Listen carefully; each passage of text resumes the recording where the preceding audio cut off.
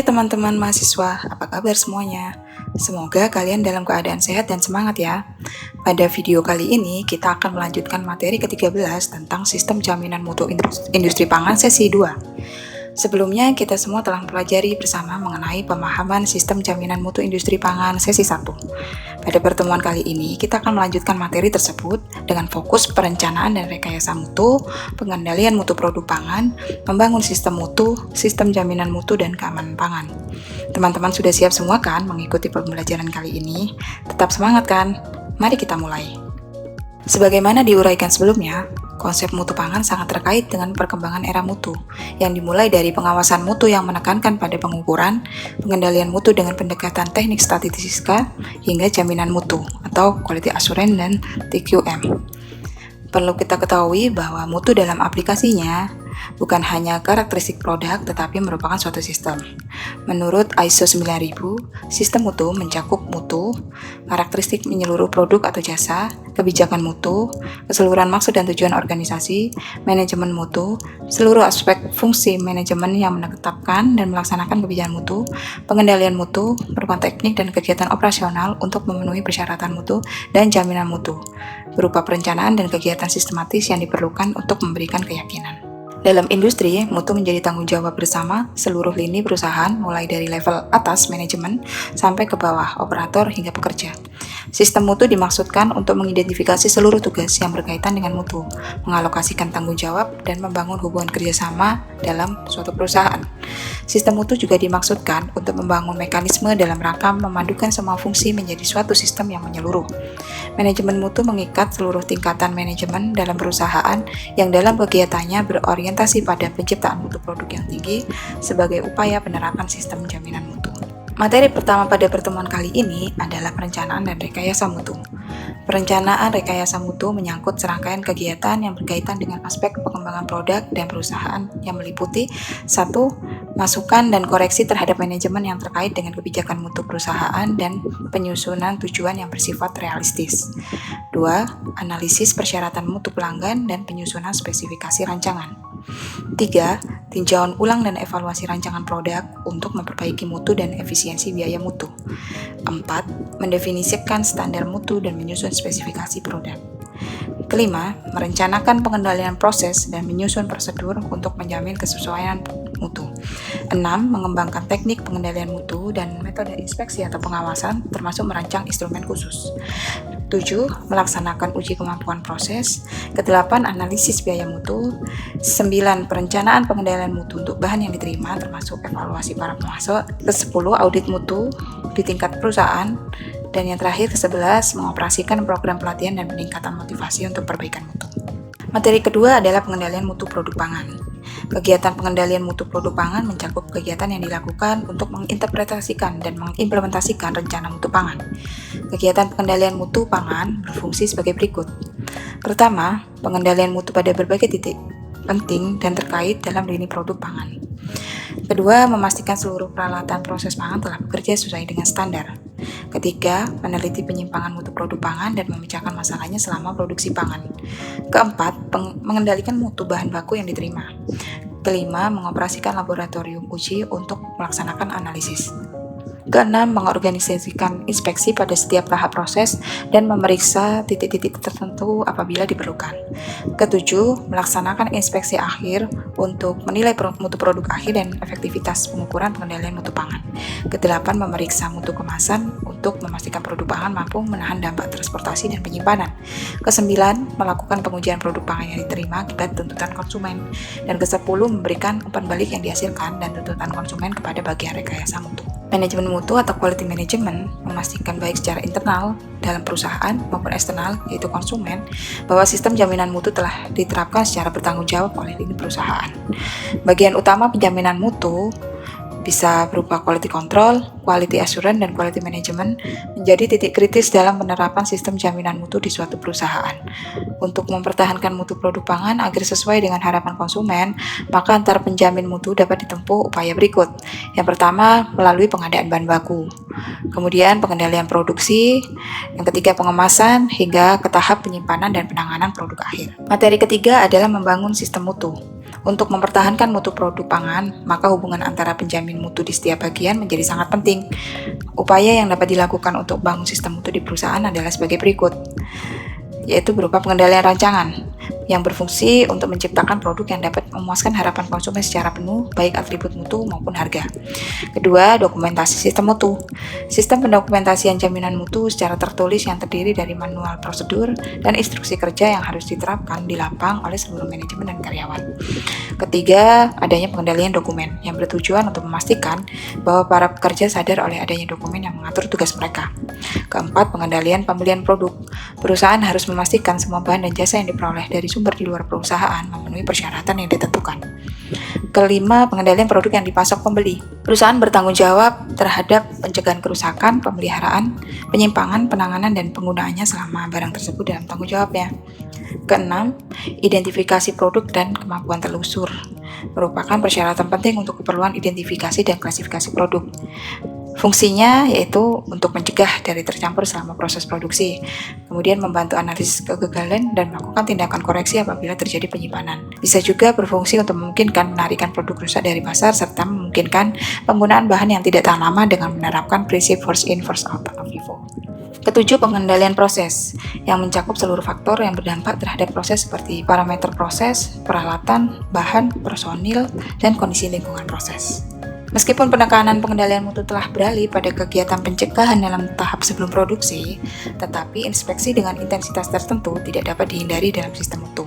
Inspeksi merupakan alat uji yang harus memenuhi kecermatan dan konsistensi jika dioperasikan agar kegiatan pengujian dan hasilnya dapat diandalkan. Inspeksi bertujuan untuk mencegah tercampurnya produk yang memenuhi spesifikasi dan yang tidak memenuhi spesifikasi. Kemudian pengendalian produk yang tidak sesuai, sistem standar jaminan mutu mempersyaratkan perusahaan mempunyai prosedur tertulis untuk mencegah terkirimnya produk yang tidak sesuai kepada konsumen. Ada juga istilah tindakan koreksi yang berfungsi untuk memonitor kegiatan produksi atau proses untuk mencegah adanya penyimpangan sistem operasi dari prosedur terstandar. Kemudian bagian penanganan, penyimpanan, pengemasan, dan pengiriman menjamin bahwa mutu dari semua bahan dan produk tidak terpengaruh oleh penyimpanan dengan kondisi kurang baik, penanganan yang tidak tepat, pengemasan yang tidak memadai, dan prosedur pengiriman yang salah. Kemudian ada istilah catatan mutu. Catatan mutu memberikan bukti objektif bahwa mutu produk disyaratkan telah dicapai dan berbagai unsur sistem mutu telah dilaksanakan dengan efektif. Kemudian ada kegiatan audit mutu internal untuk mengetahui apakah prosedur dan instruksi memenuhi persyaratan standar. Dan terakhir, kegiatan pelatihan dan motivasi, yaitu berupa penyegaran dan penambahan wawasan, upgrading dan updating sangat diperlukan bagi para pelaksana dan penanggung jawab penjamin mutu serta semua divisi yang mempengaruhi mutu. Materi terakhir pada pertemuan kali ini adalah materi keempat mengenai sistem jaminan mutu dan keamanan pangan.